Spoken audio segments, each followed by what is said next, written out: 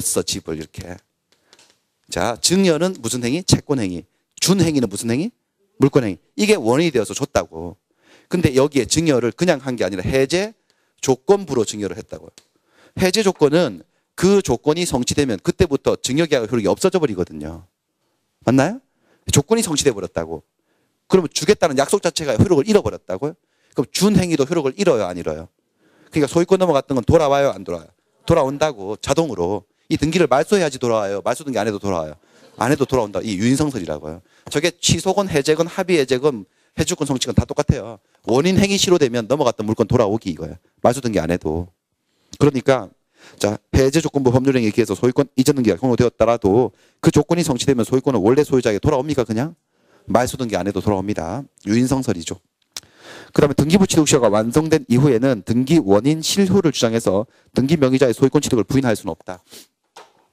등기부 취득시효는 245조 제2항 부동산의 소유자로 등기를 한 자가 10년간 소유 의사를 가지고 소유 의사, 자주, 그 다음에 평온하고 공연하게, 그다음 출발은 선의이며 과실 없이 부동산을 이렇게 점유를 하잖아요. 그럼 소유자 되는 거예요. 그 등기가 무효 등기였어도 상관없어요. 그래서 오래된 사실을 법질서로 그대로 권리로 인정해서 법질서 안정화시키겠다는 건데 가장 대표적인 게 이런 거예요. 매매했다가 사고 터지는 경우인데 매매하고 을은 갑으로부터 집 넘겨받고 등기 마쳤어요. 등기도 하고 점유도 하고 있어요. 인도받았어. 물론 대금도 다 줬죠. 1억 원 이렇게. 근데 매매가 무효였던 거예요. 자기는 몰라 근데. 둘 다 몰라요. 매매가 무효면 이 등기는 유효등기 무효등기. 얘는 무단점유. 얘 소유권 취득한 거예요? 못한 거예요? 못했죠. 얘가 소유권자예요. 돌려줘야 돼? 안 돌려줘야 돼? 법적으로. 돌려줘야 돼. 둘 다 몰라요. 둘 다 몰라가지고 돌려달라 소리도 안 하고 돌려줄 생각도 안 하고 그래가지고 평화롭고 공연하게 가질 생각으로 처음에 출발은 선의무과시로 해서 몇 년 동안 여기 살아버리면요. 10년 살면 여기에 소유권 발생하는 거예요. 이게 시효제도죠. 시효제도입니다. 이때 등기부 취득시효 완성을 시킬 때 이 등기는 이렇게 무효 등기였어도 상관이 없지 않겠습니까? 맞나요? 이미 등기부 취득시효 완성했어요. 소유권 이미 취득했다고 얘가. 얘는 소유권 잃어버린 거죠. 그러면. 근데 이제 와서 10년 더 지났는데 완성됐는데 을한테 찾아와가지고 야 우리들이 한 계약은 무효였으니까 등기는 원래부터 효력을 상실한 거였다. 무효라고 주장해봤자 소용이 있을까 없을까? 없다는 얘기겠죠.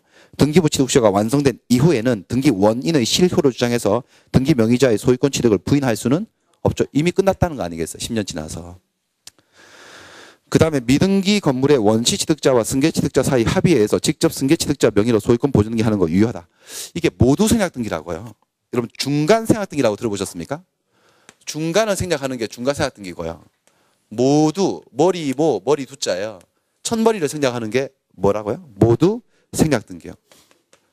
모두 생략 등기입니다.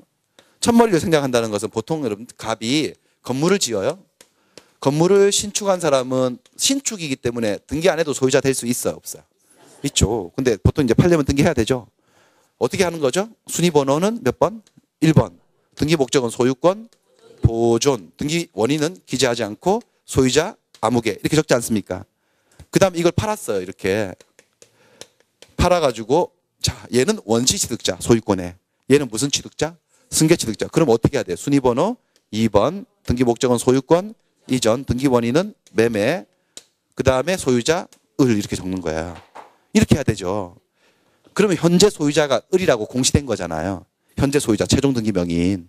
근데 등기의 목적은 뭐냐면은 현재의 권리 상태를 공시하는 데 목적이 있는 것이지 권리의 히스토리, 변동 과정을 공시하는 게 목적이 아니에요. 등기부는. 그래서 이렇게 해야 되는 게 FM인데 원칙인데 이걸 이렇게 해도 된다는 거예요. 어떻게 하느냐? 1번 소유권 보존, 소유자 을 이렇게 해버리는 거예요. 그냥. 이렇게. 그러니까 원시 취득자하고 승계 취득자가 합의해서 갑이 건물을 지었는데 건물 등기를 안 마친 상태였어요. 갑 등기를 안 한 거예요. 자기 등기를. 그래서 이 상태에서 미등기 상태도 팔아버리고 을하고 합의해서 내가 아직 등기 안 했거든요. 그러니까 당신이 바로 등기하세요. 그냥 바로. 그렇게 합시다. 그래서 을이 그럽시다 이렇게 된 거야. 그래서 이렇게 을이 자기가 승계 취득자임에도 불구하고 소유권 보존 등기라 해버리면 어쨌든 얘가 소유자라고 되어 있습니까? 이 등기부나 현재 상태를 공시하는 데는 차이가 없다는 거예요. 현재 을이 소유자라고 공시하고 있고 현재 을이 소유자라고 공시하고 있으니까 실체적 권리 관계는 부합한다는 거예요. 이렇게 해도 이 등기는 유효다 무효다? 이유다. 이건 중간을 뺀 거예요. 첫머리를 뺀 거예요. 첫머리를 뺐다고 이거 모두생각등기라고 한다고 이거를. 해도 괜찮아요. 유효입니다. 유효. 합의가 제대로 되었다면. 그 다음 5번이 답인데 5번은 아까 그 룰에 조금 어긋나는 거네. 듣보잡인데 약간 듣보잡인데 답이 점유취득쇼. 근데 이건 수업은 했어요. 근데 작년에도 했긴 했는데 좀 사실 이렇게까지 내는 건 진짜 중개사 시험이 자꾸 수준이 올라간다는 건데요.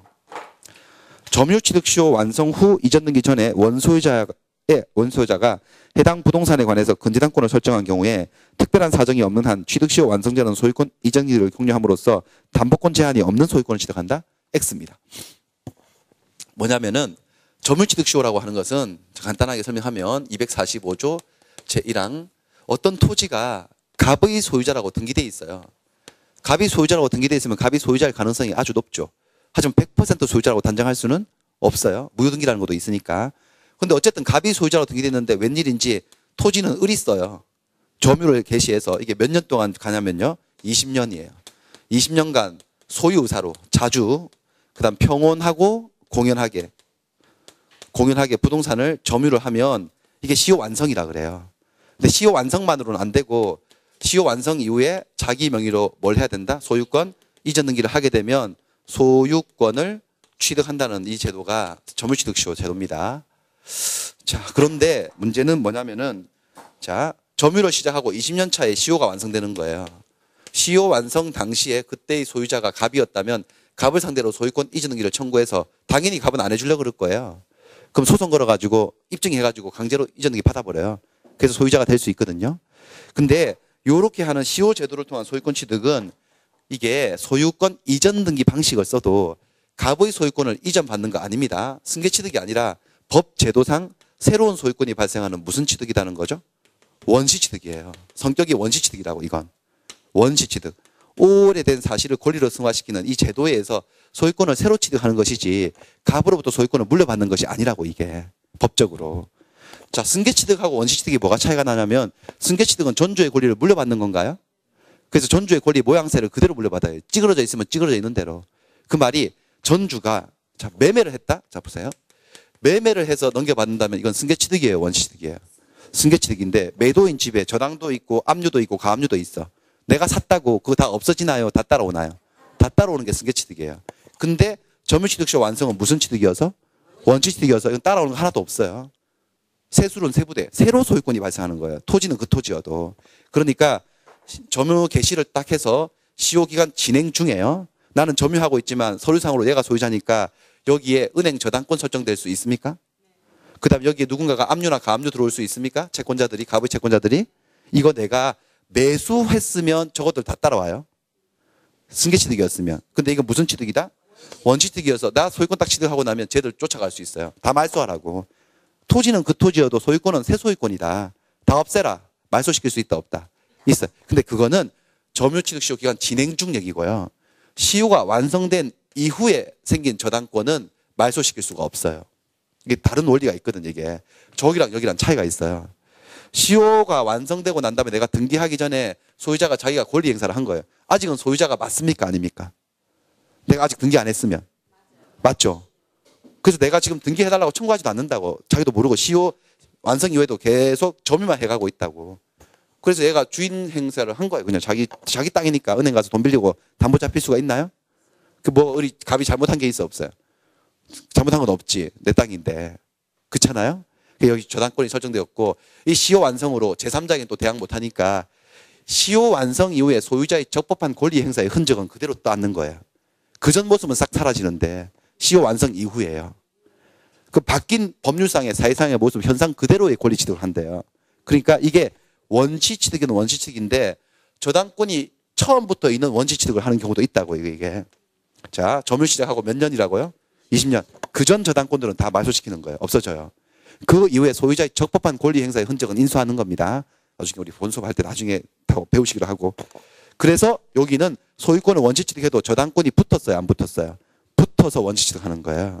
나중에 무슨 문제가 있냐면 자 그러면 갑은요. 자기는 소유권을 이전을 받아가 이게 을이 이전을 받아가지고 얘가 소유권을 취득했기 때문에 은행이 막 독촉을 해도요. 갚을 생각 없을 거예요. 에이 경매나 당해라 이렇게 되는 거예요. 누가 경매 당해라는 소리죠? 을. 내 땅을 가져갔잖아요. 시효 완성해서. 내가 얘를 위해서 이 돈을 갚아줄 생각이 눈곱만큼도 들겠어요, 안 들겠어요? 안 들지. 가만 냅두면요, 누가 경매당할 판이에요, 지금요? 을이. 그래서 을이 이렇게 오랫동안 애써서 소유권 취득한 것을 잃어버릴 수는 없으니까 나는 채무자도 아닌데 변제할 수도 있을까 없을까? 은행 찾아가서 막아버릴 수 있을까 없을까? 있어요. 변제, 제3자 변제한 거예요. 보통은 제3자 변제하면 원래 채무자에게 구상권 행사를 할 수 있거든요. 네 돈을 내가 갚았으니까 내놔라고. 근데 지금은 안 된대. 완전한 소유권을 취득하기 위한 자기 이익을 위한 행동이었기 때문에 구상권 취득도 주장도 못 한대요. 뭐 그런 판례가 있습니다. 그래서 지금 최종 끝부분이 담보권의 제한이 없는 소유권을 취득한다. 담보권의 제한이 있는 소유권을 취득한다. 담보권 제한이 걸린 소유권을 취득하는 거야. 그 담보권이 시효 완성 이후에 소유자의 적법한 권리 행사에 의해서 발생한 담보권이기 때문에 그런 판례였습니다. 여기까지 하죠. 여기까지 해서 5번 답이 5번이고 나머지는 이제 문제 이거 다 배우시면 한 바퀴 두 바퀴 계속해서 이렇게 수준을 올리시면서 배우시면서 차츰차츰 보시게 됩니다. 이 기출문제이기 때문에 어차피 우리 기출문제 강의도 있고 해서 이 문제들은 다 다시 보시게 될 겁니다. 됐습니다. 자, 수업 마치겠습니다. 수고하셨습니다.